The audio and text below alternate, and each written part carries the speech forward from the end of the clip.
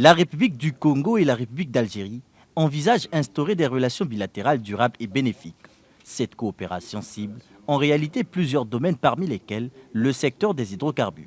C'est ce qui justifie l'échange entre Bruno Jean-Richard Itoa, ministre des Hydrocarbures, et le nouvel ambassadeur de l'Algérie au Congo, Azzedine Riache. J'ai réaffirmé encore la disponibilité de notre gouvernement à accompagner cet effort de développement national ici au Congo, à apporter notre expertise et notre savoir pour contribuer effectivement dans la création de la richesse, dans la formation du PIB et dans l'emploi. Et en fin de compte, le but de rechercher, c'est contribuer au bien-être et au développement socio-économique du pays.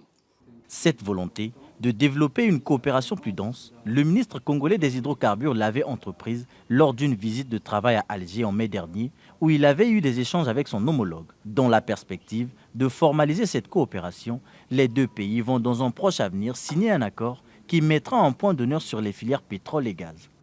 Ces discussions ont circonscrit le champ d'action, les domaines et les lignes d'intérêt entre les deux pays dans le secteur de l'énergie qui ont été formalisés dans un projet